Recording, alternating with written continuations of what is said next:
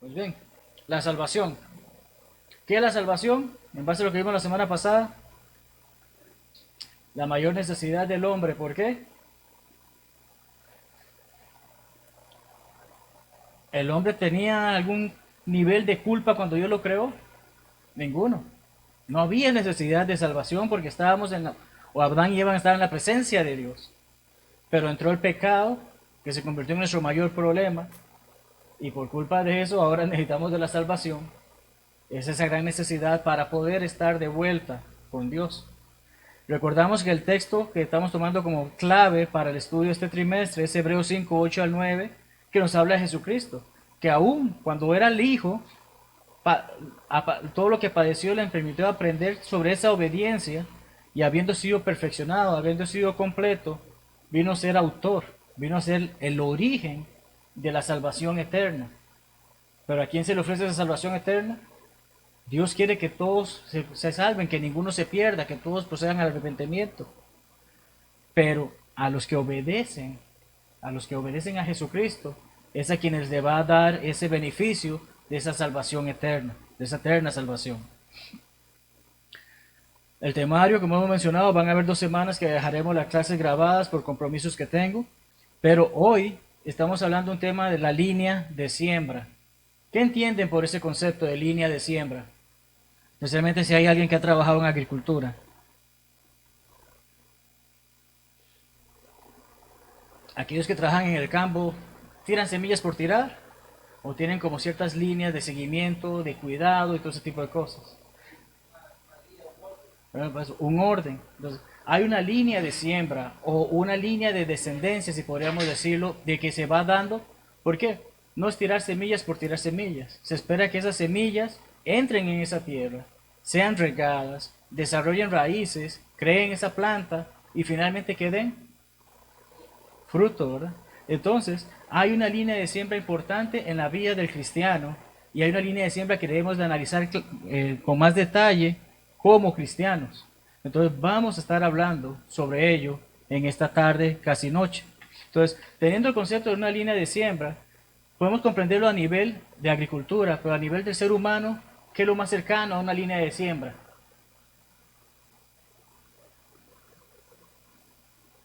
¿Cómo sé yo de quién provengo? ¿De dónde han venido todas esas raíces antes de mí? ¿Jairo es hijo de quién? ¿Cómo se llama su papá, hermano Jairo? Jairo también. ¿Cómo se llamaba su papá? José. Entonces Jairo, hijo de José. José, hijo de no sé quién. No sé quién, hijo de no sé quién. ¿Cómo conocemos a eso? ¿Un árbol qué? Árbol genealógico o árbol familiar, ¿verdad? Esa es la línea de siembra de la que vamos a estar discutiendo bastante en este momento. ¿Por qué? La Biblia nos hace saber sobre ella. Nos hace saber sobre una línea de siembra muy importante, ¿verdad? Entonces, la importancia de un árbol genealógico es poder trazar hasta dónde, desde dónde viene mi familia. Eso es algo que era importantísimo en la cultura de los judíos. ¿Cuántas tribus eran? 12 tribus, ¿verdad? ¿Y qué ocurre con esas tribus? Cada una tenía alguna tarea en específico que Dios le dio a través de la ley de Moisés. Entonces, ¿cómo puedo saber yo cuál era mi tarea, cuál era mi herencia con respecto a mi familia? Tenía que trazar, ir hasta atrás hasta poder llegar a Abraham y poder saber, bueno, de los hijos de Abraham, yo formo parte de esta descendencia y eso es lo que yo tengo que estoy autorizado a hacer o ese tipo de cosas. Era importantísimo para ellos seguir en ello. Mateo y Lucas, siendo inspirados por el Espíritu Santo, nos muestran el árbol genealógico de nuestro Señor Jesucristo.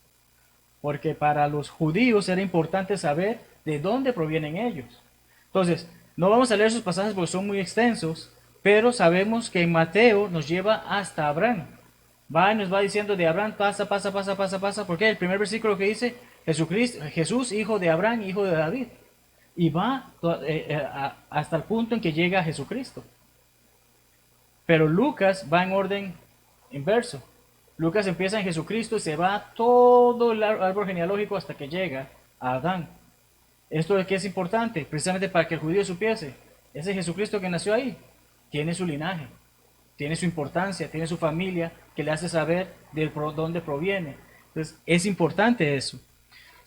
Y esto ayuda a que cuando creemos en Jesús, Él dice que el Antiguo Testamento habló de Él, que todo el Antiguo Testamento tiene que ver con Él. Alguien que lea Juan 5:39. Juan 5:39.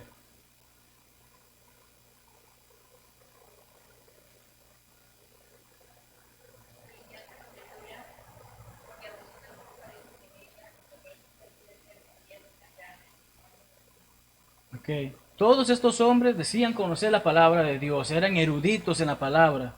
¿Y Jesucristo qué les hace saber? Esa palabra que ustedes dicen que saben, dice, habla sobre mí, da testimonio de mí, hace saber, yo tenía que venir. Entonces, él afirma que el Antiguo Testamento, los profetas y toda la ley, habla sobre un Mesías que iba a venir.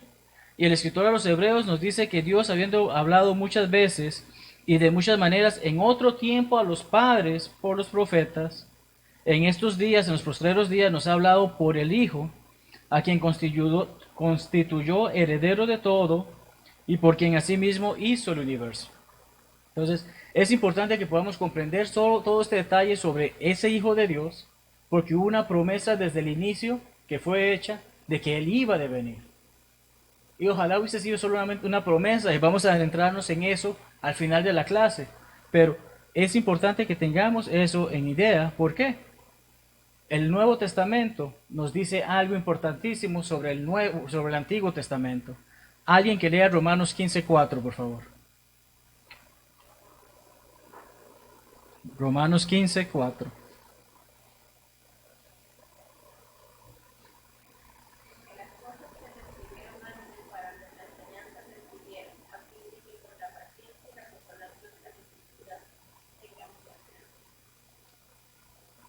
Las cosas que se escribieron antes.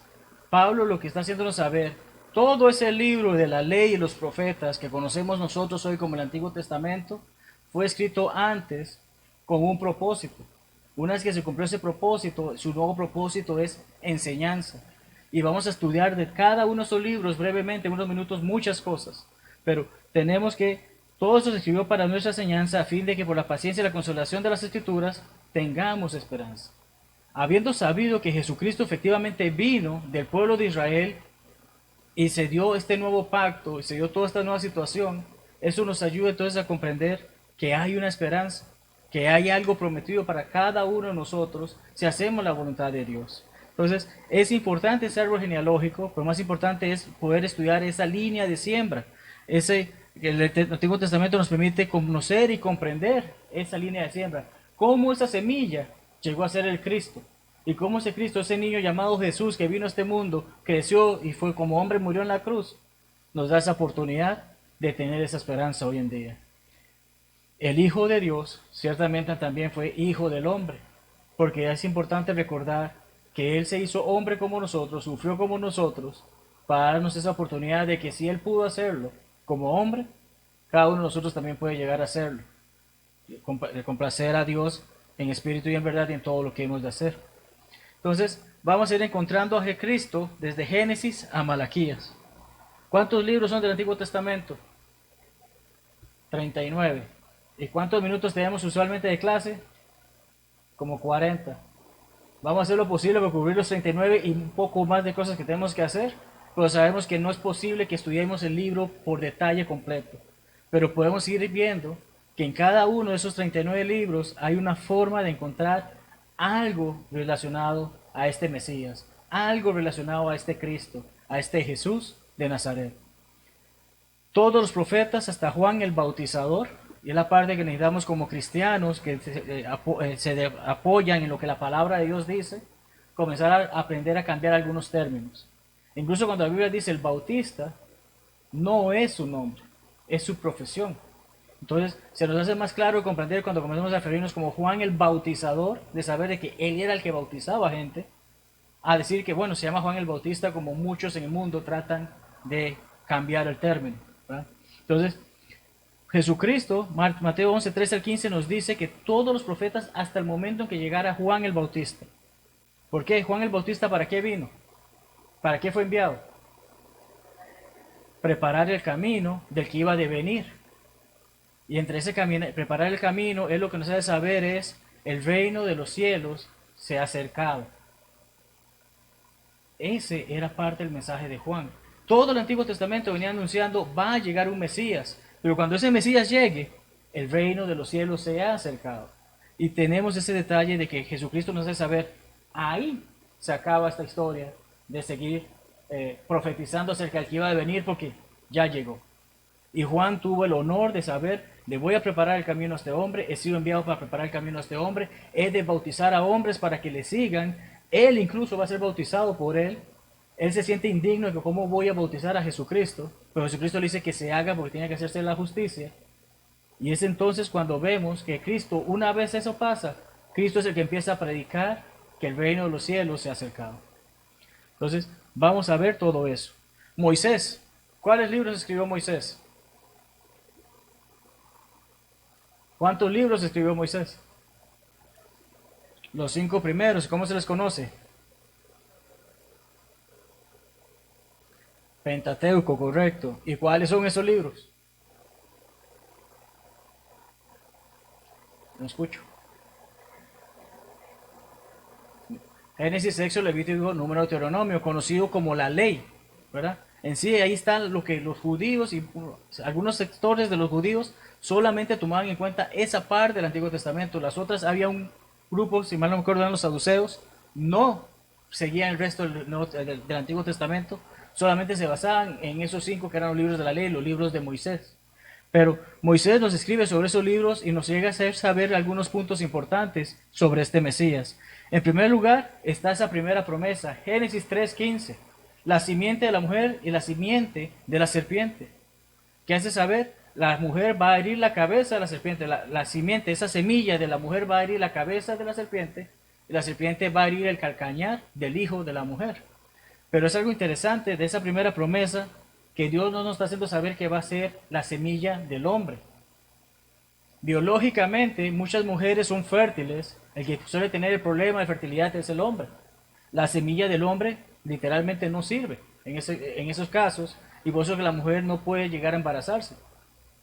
Pero si la semilla del hombre no llega a ese punto, si el esperma no llega al óvulo, no va a formarse esa vida. Dios está haciéndonos saber algo muy importante en ese pasaje que a veces pasamos por alto.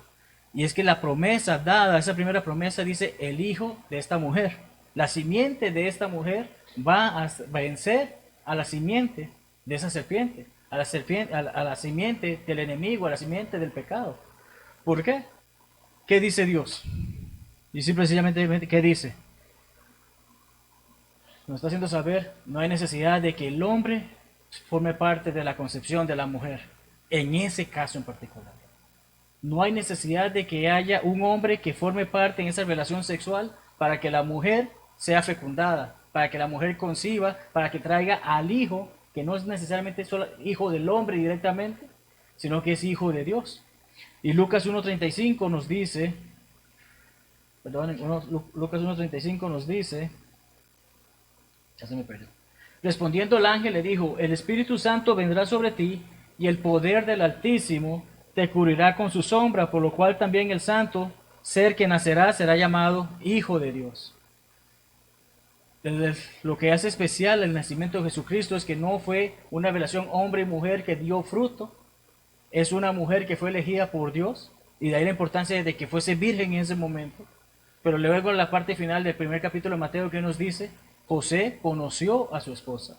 José tuvo relaciones con su esposa y más adelante las escrituras nos dice que hubo incluso hijos e hijas, porque se nos llega a hablar de los hermanos y hermanas de Jesucristo.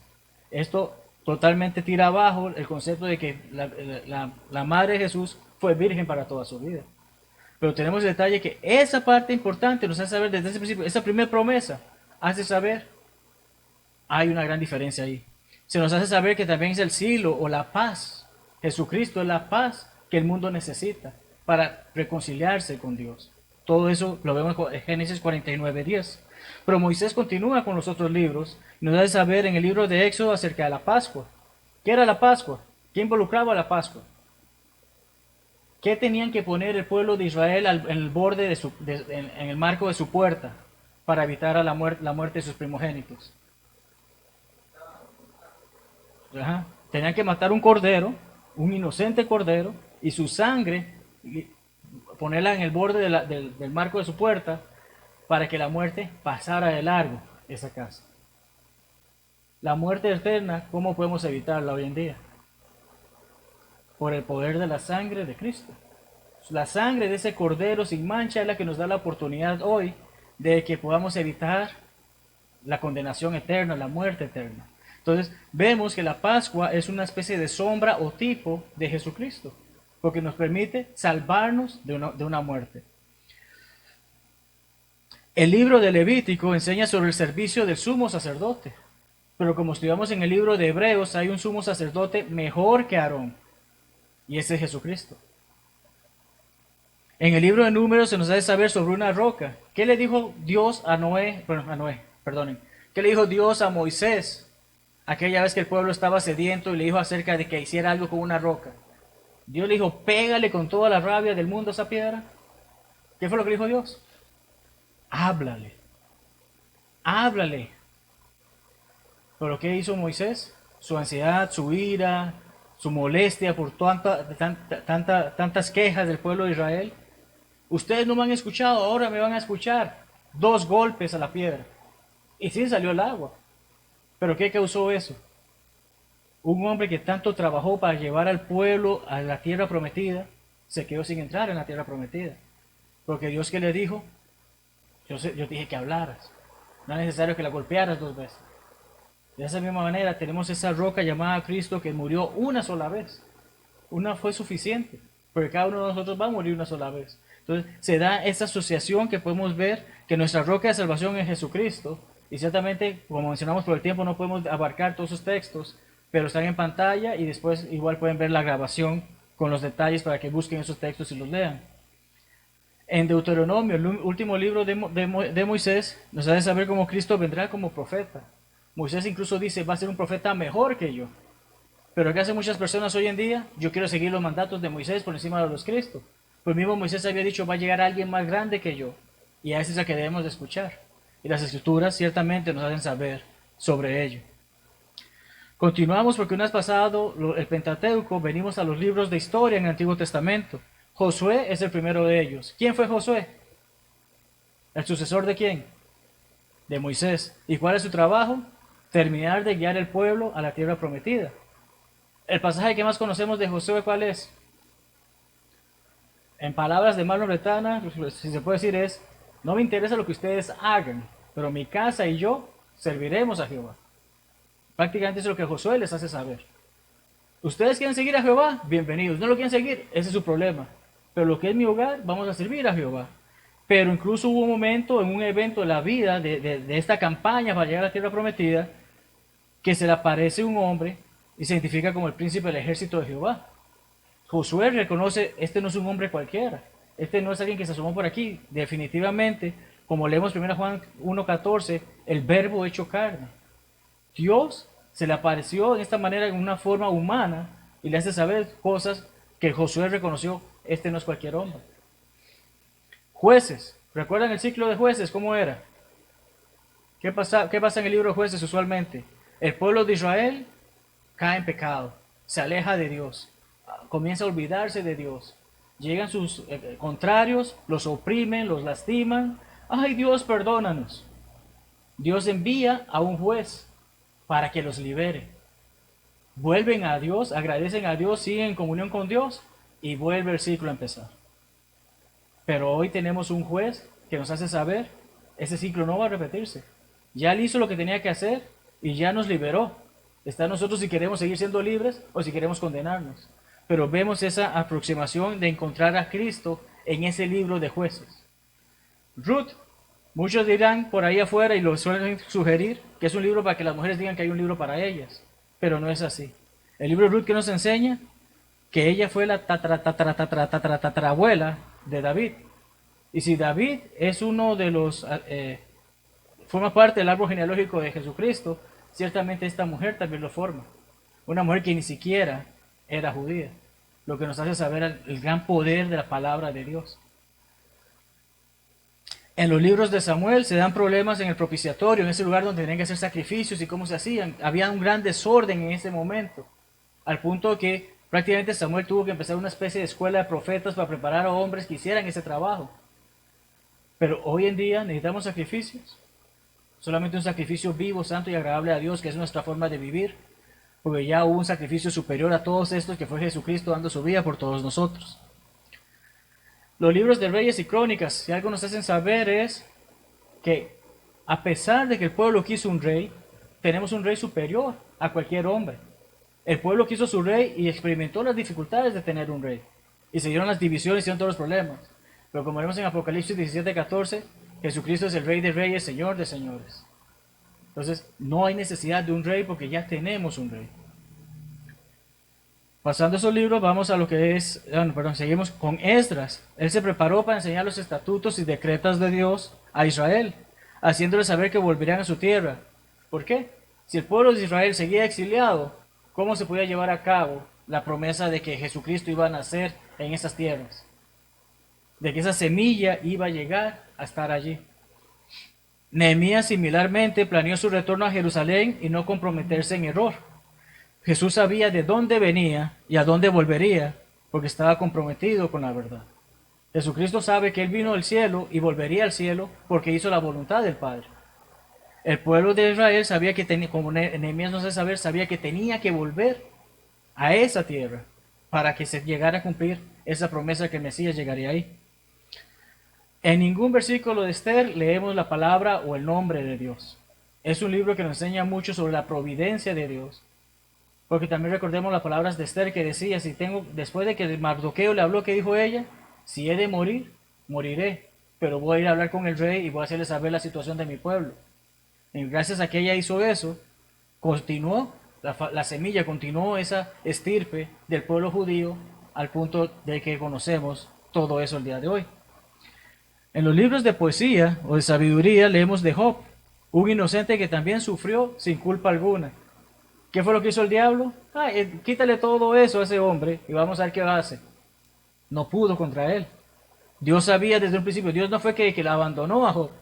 Dios, que todo lo sabe, este hombre no me va a traicionar. Y así fue. Y de esa misma manera mandó a su hijo que sabía que no le iba a traicionar y se sometió completamente a hacer ese sacrificio, a sufrir sin tener culpa alguna. El salmista escribe en los Salmos 23 al 25. ¿Quién no conoce el Salmo 23? Pero ¿qué nos dice? Jehová es mi pastor, Jesucristo es nuestro pastor, también es nuestro creador, también es nuestra salvación. Y es importante saber que el mismo salmista habla sobre la crucifixión de Jesucristo, porque en el Salmo 22 es donde encontramos esas palabras que luego el Señor en la cruz dice, Dios, Jehová, Jehová, oh Dios mío, ¿por qué me has abandonado? ¿Va? Tenemos ese texto desde antes, muchos años antes de que Jesucristo viniese, ya había sido dicho por el gran salmista David. Su hijo Salomón nos hace saber 3 libros. El primero de ellos, Proverbios, nos habla de la sabiduría y cómo el temor a Jehová es el principio de sabiduría. Mas Jesucristo es la sabiduría completa.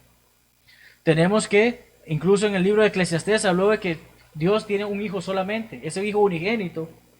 Y ese hijo unigénito también fue un predicador. ¿Por qué? Porque vino a predicar. El libro de Eclesiastés, ese nombre lo que quiere significar es predicador. Ya, es el libro del predicador, es como debería llamarse. Ese fue el gran Salomón.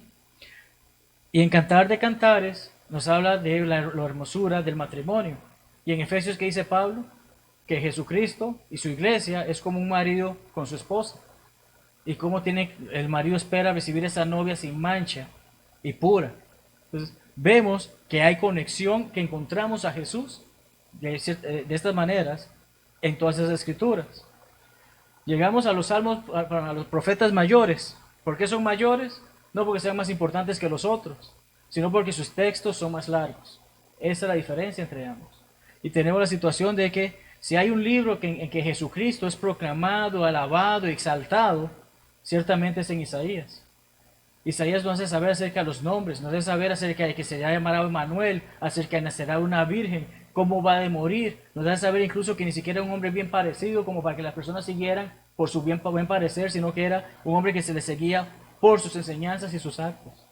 Entonces, Isaías es un gran libro que no se puede negar. Jesucristo se menciona en él bastante. Jeremías. ¿Cómo se le conocía a Jeremías? El profeta llorón, o el profeta que lloraba mucho, pero no era que estaba triste de su vida. Lloraba por su pueblo porque quería que se restaurara, que se reconciliara con Dios. Y también escribe el libro de Lamentaciones. Pero se refiere a Jesús como el progenitor de un nuevo pacto y también se refiere a él como la salvación de Jehová que el pueblo de Israel esperaba. Pero una vez que llegó ya no le esperaban más. Sin embargo, aún hay muchos judíos que están esperando un Mesías que ya vino hace más de 2000 años. Ezequiel escribió sobre la segunda persona de la deidad que miraba providencialmente por Israel. Ezequiel 1:26 dice que a un hombre miraba desde el trono, haciendo saber que es Jesucristo el que está reinando. De Daniel conocemos muchas cosas, pero también nos acordamos de sus 3 amigos y cómo fueron tirados a un horno de fuego. Pero Nabucodonosor, siendo el gran rey que era y presenciando eso, ¿qué fue lo que vio? Se sorprendió porque metimos a 3 hombres, pero vemos 4. Y ese cuarto tiene la forma de un hijo de los dioses. Dentro de lo que era su paganismo veía, este es algo especial. ¿Quién más podía estar en ese fuego que nuestro Señor Jesucristo? Vemos cómo encontramos a Cristo a través de todas esas escrituras. Y rápidamente, 12 libros del Antiguo Testamento, 12 libros que conocemos como profetas menores, nos hacen saber lo siguiente. Oseas, un hombre que tenía una mujer adúltera. ¿Jesucristo acaso se pone que voy a abandonar a la iglesia porque no me obedece? Él está esperando que volvamos a Él, que sigamos a Él, que volvamos, que dejemos todo el pecado atrás, dejemos esa vida sucia como la que tenía esta mujer para volver a Él. Eso nos hace ver la comparación o la idea del tipo de lo que habla Oseas con respecto al Cristo que se esperaba. Joel, la salvación que ofrecerá a toda la humanidad. Versículo 2:32 nos ayuda a saber sobre eso. Amos, cómo se oscurecía el día de su muerte. Recordamos el sermón del hermano Jairo, que nos dice que al mediodía era como si fuese de noche. Pero eso cientos de años antes había sido profetizado por Amos. Abdías se refiere acerca de la soberbia, cómo la soberbia es mala y va a venir alguien que va a acabar con esa soberbia. Nos va a enseñar acerca de la humildad. Jonás, el mismo Jesucristo lo menciona en sus lecciones. ¿Y qué dice? Así como Jonás estuvo 3 días y 3 noches dentro de un pez, él iba a estar 3 días y 3 noches en el Hades y vencería la muerte. Así como Jonás salió de ese pez y fue a predicar el mensaje. Miqueas profetizó que el Mesías nacería en Belén desde la eternidad. Jesucristo vino desde la eternidad se sabía, en ese lugar va a nacer Él. Y así se llevó a cabo. Nahum nos habla acerca de alguien que vence y amenaza al mar. Y recordamos esa gran tormenta en que todos los discípulos estaban asustados. ¿Y quién fue que calmó la tempestad? Fue Jesús. Habacuc nos habla que es la fuente de fe. Sofonías habla del Salvador de Sión. Sión es otro nombre para Jerusalén, otro nombre para Israel. Ciertamente, el Israel físico tuvo la oportunidad de recibir al Mesías, pero el Israel espiritual del que formamos parte hoy en día tiene la oportunidad de ser salvado por él. Ageo, el que hará temblar a las naciones. Zacarías, su entrada a Jerusalén. Zacarías hace saber que Jesucristo en su entrada triunfal iba a entrar montado en un asno. También varios cientos de años antes de que ocurriera. Pero todavía más sorprendente es que hace saber iba a ser vendido por simples 30 piezas de plata. Y sabemos que ese fue el precio que se le dio a Judas por entregar al maestro. Y finalmente Malaquías no necesariamente nos está hablando directamente sobre el Mesías, pero del que vendría antes del Mesías, a preparar ese camino. Entonces, tenemos todo esto del Antiguo Testamento que hemos visto en cerca de 30 minutos, como afirma que Jesucristo había sido profetizado en las antiguas escrituras, para que se llevaran a término, para que se cumplieran, como hemos leído. Hay un libro por el señor Peter Stoner y Robert Newman que se llama La ciencia habla. Es un libro que tiene casi cerca de 100 años e incluso hay traducciones en español.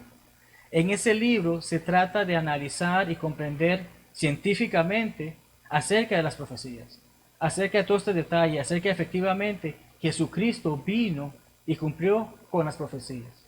Entonces, voy a compartir brevemente parte de lo que es el texto, incluso un ejemplo, un análisis que se hace Dice de la siguiente manera. Cristo declara que en el Antiguo Testamento encontramos las profecías que hablan de Él. ¿Se acuerdan que leímos Juan 5:39? Ese es el mismo punto. Un hombre entre cuántos hombres ha cumplido esta profecía. Él comienza a hacer este análisis con respecto a una sola profecía que ahorita no recuerdo. Pero puede ser, por ejemplo, la profecía de que se dijo que Jesús nacería en Belén. Pero ¿cuántas personas han nacido en Belén? Bastantes. En ese momento en la historia, ¿cuántas personas nacieron en Belén? Bastantes. No tenemos el número de cuántos nacieron a esa misma hora, ese mismo día o esa misma noche. Pero sabemos que mucha gente puede cumplir esa profecía de que, bueno, si yo que iba a nacer en Belén, nació en Belén. Se dice que también que una profecía que iba a ser crucificado. ¿Cuánta gente fue crucificado? Incluso con él hubo 2 criminales crucificados. Entonces, muchas personas podían cumplir esa profecía. Entonces, junto con un grupo de estudiantes, cerca creo que eran 600 estudiantes, se hicieron todos estos análisis y tras de terminar de hacer todo ese estudio, llegaron a la conclusión que una persona en 10.000 personas puede cumplir esa profecía. Panamá tiene 4 millones de personas, así que estamos hablando que como 40.000 personas, creo. 400.000 personas tal vez podrían cumplir esa profecía. Suena no tan difícil. Una profecía. ¿Qué ocurre cuando, así como también hicieron el estudio y comenzaron a tomar algunas profecías, por ejemplo, si nació en Belén, varias de las que hemos mencionado, se tomaron 8 profecías.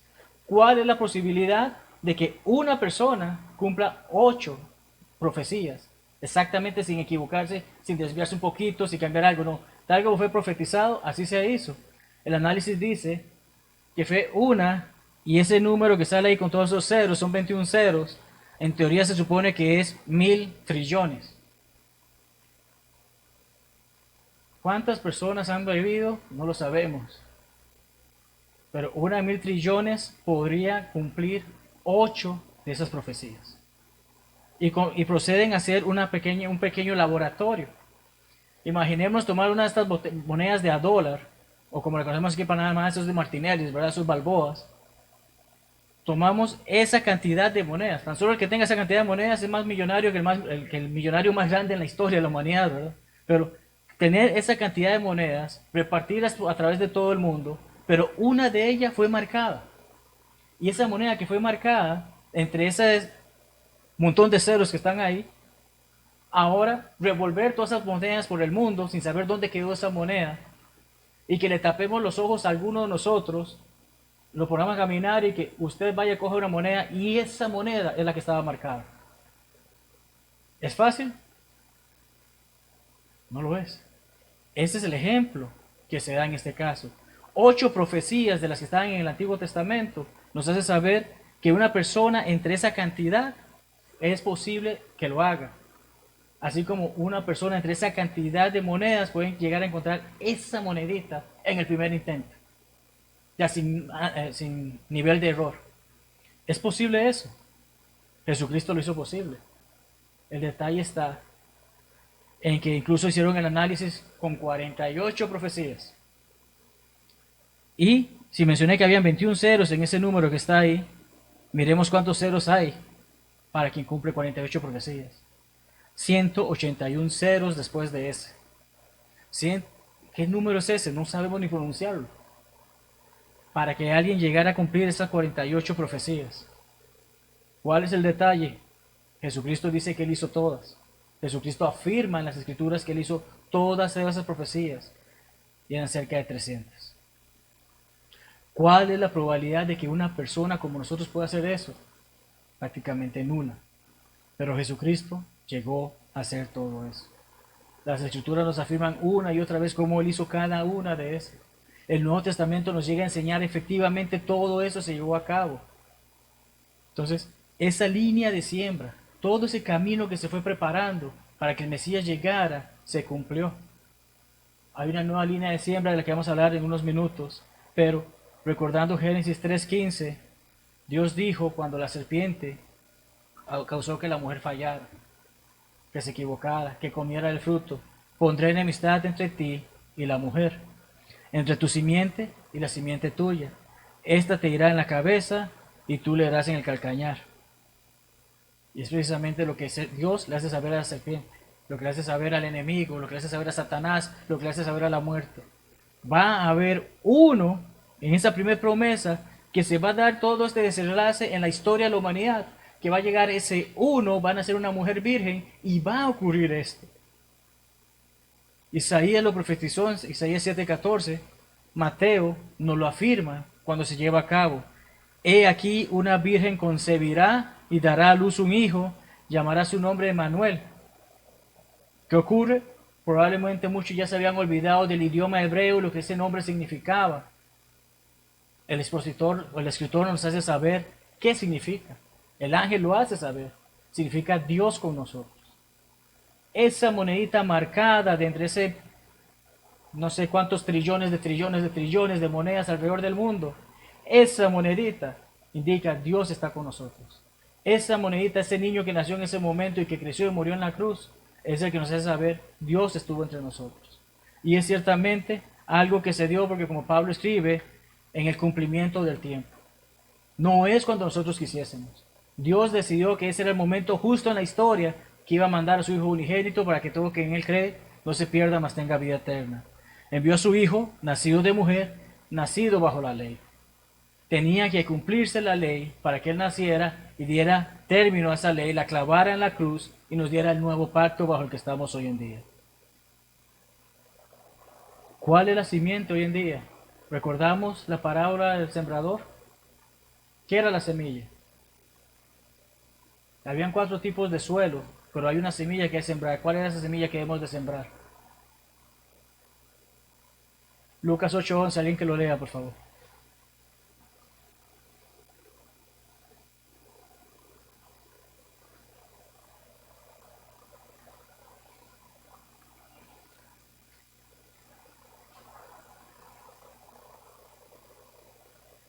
Esta es pues la parábola, la semilla, esta es la palabra de Dios. Okay. Entonces, tenemos una misión que Jesucristo nos dio, que es ir y predicar el Evangelio por todo el mundo. La semilla, en ese momento era Jesucristo y se cumplió eso. Una nueva semilla ha sido dada y es la palabra de Dios. Tenemos que llevarla por todo el mundo. Es de ahí que es importante que cumplamos con esa gran comisión que se nos ha dado.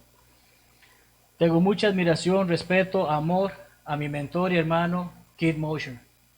Él y su manuscrito sirvió mucho para la preparación de esta clase, pero precisamente como concluye su manuscrito es que quiero compartir con ustedes para cerrar la misma. Dice de la siguiente manera: amigo, si eres cristiano, alguien depende de ti para que tú seas quien preserve la línea de siembra para él. Está en cada uno de nosotros que conocemos cuál es la semilla que debe ser plantada en el corazón de la gente. Tenemos esa responsabilidad de llevar esa semilla. Él es el que será lo suficientemente, valiente como para tomar el mensaje, o serás el que causa que al menos en tu caso, que la familia de Jesús deje de tener descendencia. Conocemos muchos matrimonios actualmente que deciden no quiero tener hijos. ¿Qué ocurre con el nombre de esa familia? Si era el hijo único y decidió no tener más hijos, hasta ahí llegó esa familia. ¿Qué ocurre con un cristiano que decide no llevar el mensaje? ¿Qué ocurre con una congregación de cristianos que decide no llevar el mensaje? Ciertamente sabemos que la semilla no va a morir, porque Dios es más poderoso que todos nosotros. Pero al menos en esa congregación, la iglesia va a morir. ¿Queremos ser ese causal? ¿O queremos ser el que es valiente y lleva ese mensaje? Que lleva y continúa llevando esa semilla. Que llegue y le hace saber al mundo, hubo uno que se equivocó en el principio, pero Dios dio una hermosa promesa que envió a alguien para vencer ese principio. Los cristianos fueron salvados por ese uno.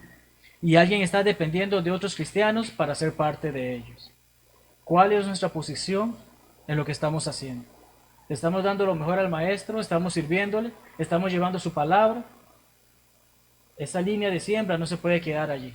Necesitamos seguir adelante y llevarla hasta donde podamos llegar. ¿Alguna pregunta de lo que hemos estudiado, hermanos? ¿Algún comentario? Bueno, gracias, hermano. Vamos a pedirle al hermano Luis que nos despida en oración. Muchas gracias a todos por acompañarnos y también a aquellos que nos han acompañado en línea. Dios les bendiga ricamente. Este es el día que el Señor nos dio.